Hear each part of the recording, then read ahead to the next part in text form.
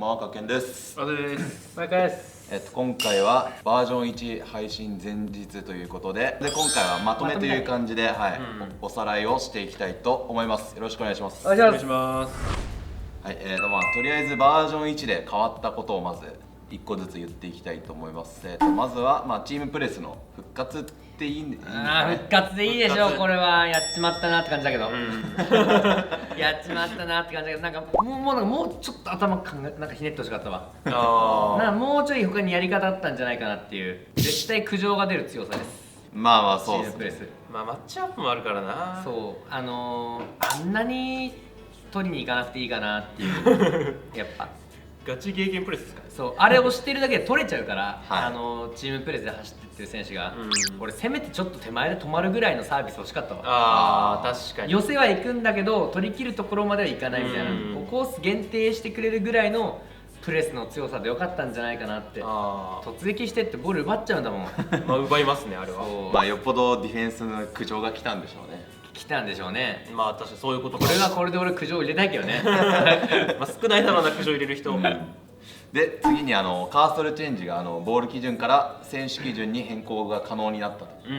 これはなんか俺もう選手基準ボール基準というよりかは飛ばせる距離伸びたのがもう最高。そうですか。別にボール基準は別にボール基準でもよかったから。もう慣れました。最初結構言ってたじゃないですか。ちょっときついなみたいな。頭は使いながらやってたけどかなり。でもできないことはなかったから、それより伸ばせる距離が遠くまで飛ばせるようになったっていうことがでかい。もう全然飛ばせなかったですからね。そう、全然飛ばせなさすぎてさ、コース限定するやり方がマジで難しかったんだよね。それはある。そう、ドイツどう動かして追い詰めていったらここに誘導できるのかなっていうのがマジで難しくて。確かにそうだから多分あんまやったことない人ゲーム守備できなかったんだよ。その誘導の仕方が分かんないから。で四角チームプレスもなかったじゃん。だからかなり優しくなりました。守備優しくはなった。ここも含めて優しくなった。で、次にシューキャンが、R1 バツから四角バツに変更。そうだね、四角 R1 から変わったね。四角バツ丸バツ、これね。これはあんまり違和感ないんじゃないみんな。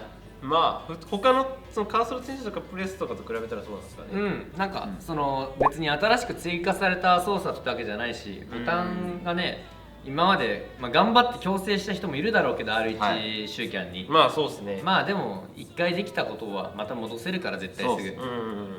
これがね四角丸でシューキャンしますよとか話になってんだったら大変なんだけど、四角×に戻るだけじゃん、丸×とか。ほとんど多分経験者だと思うんですけどね。そう、みんな大体経験者じゃん。これ本当にインフトしかやってなかった人はすげえごめんって感じだと思う。これかなり大変だと思うけど、そんな人多分俺なかなかいないと思うから。そうですね。インフトだけしかやってませんみたいな、ウイイレ全く触ったことないけどインフトだけやってますみたいな人ってかなり少数派だから。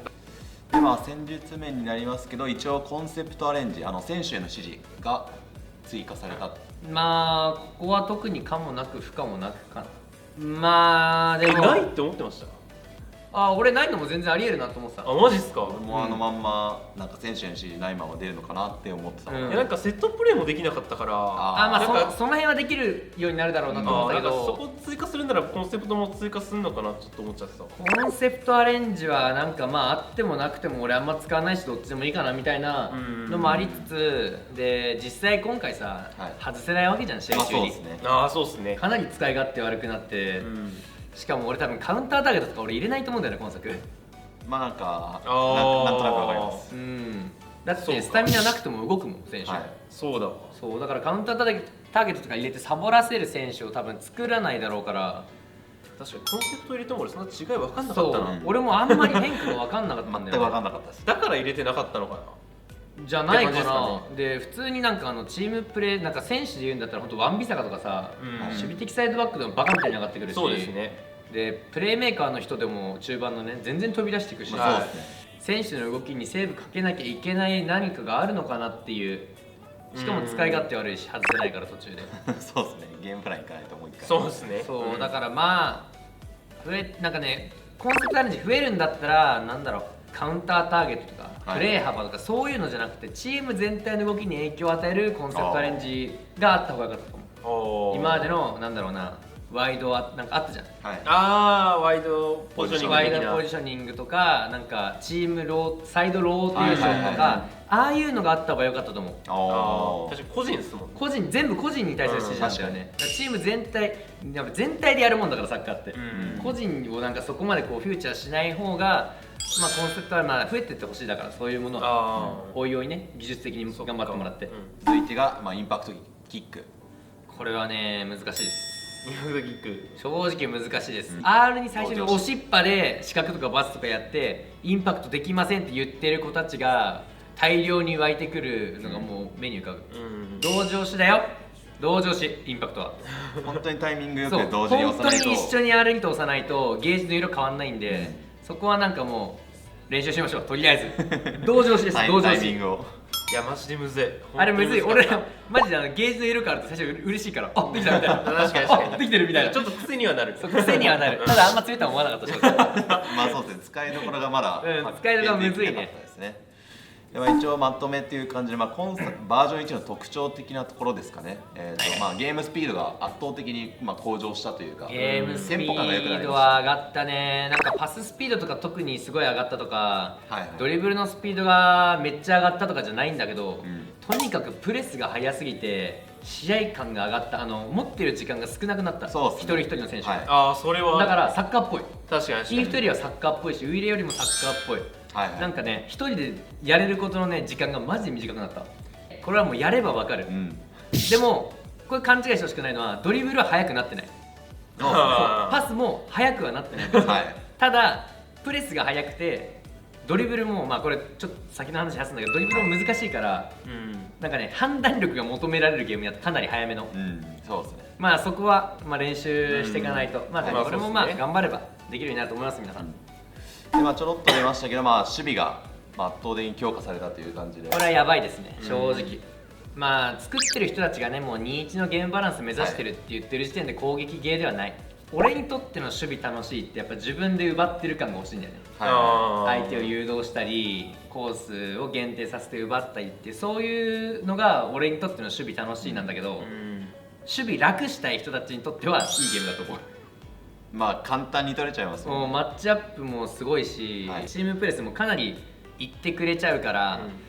そこに関しては、守備の難易度はかなり下がった。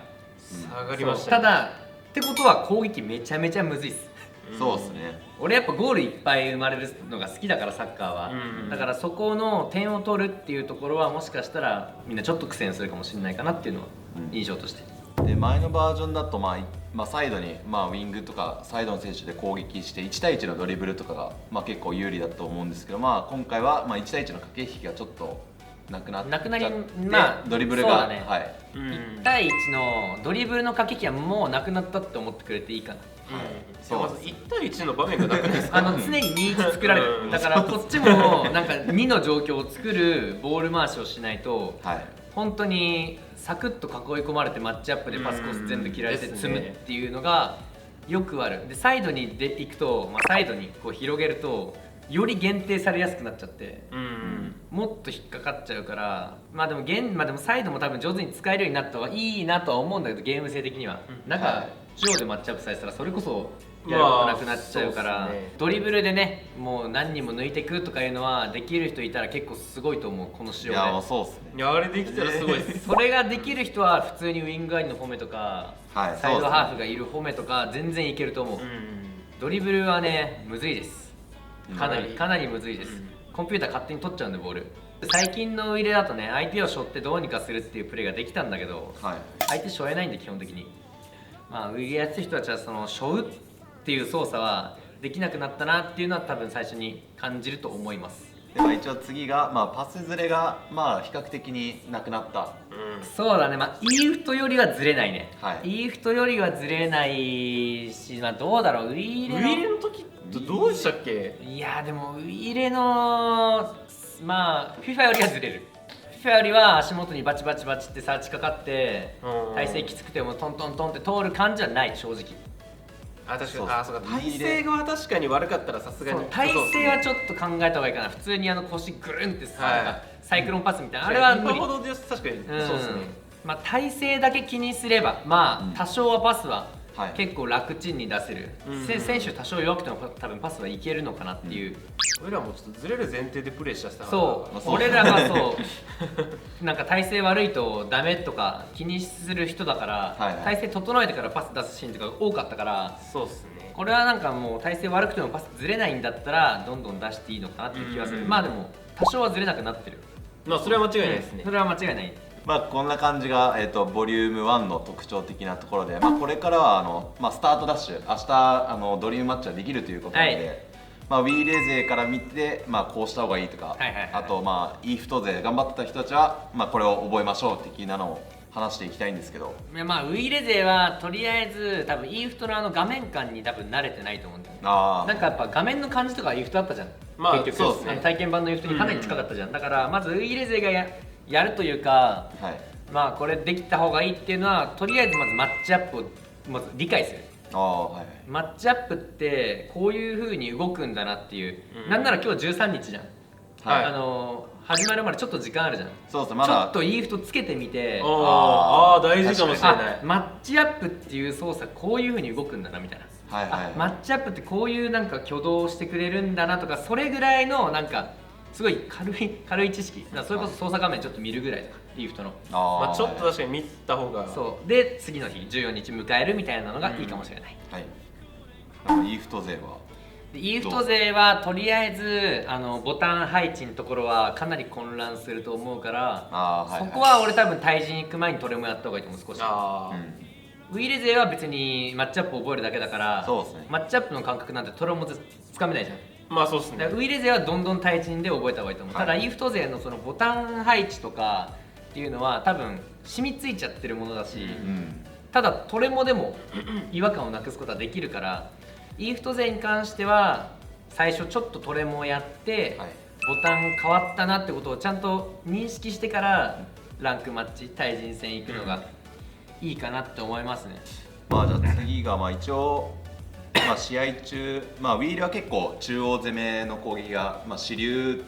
だったじゃないですか、まあ割と主流だね。はいでまあイーフトはまあ割とサイドアタック、まあ、オンラインでうん対戦しててやってる人とかいたんですけど、いた方が良かったよね。今いた方がいいっていうか、まあ、いると楽だったよね、サイドの選手が。そうとりあえず当てれたりとかはいそうですね。でまあ、バージョン1はドリブルがしづらくなったんで、まあ、ウィングの選手が、まあ、使えないとは言わないですけど、使えないとまでは言い切れないけど、なんかそもそもウイングの選手に入れてた長いパスに対して、うんカーソルチェンジで前に入れちゃうんだよね。確かにまずそこだ。そうあれができなくなると、はいちょっとなんかイメージ変わっちゃうわ。うん俺もウイングありのフォメ使ってたのってあそこの縦パス楽に入れられる前提でやってたから、うんそこでねこう相手のディフェンス食って前入られてショートカウンター食らうみたいなのになっちゃうから、ウイングありのフォメっていうのは最初いきなり選ぶフォメではないかなって気がする。あーどうせドリームチームやるってなったらまた監督システムでさ、そうですね多分最初4人ぐらい出てくるでしょ。フィッシャーだの、はいなんか3バックの監督だのですね433のウイングの監督だの出てくると思うけど、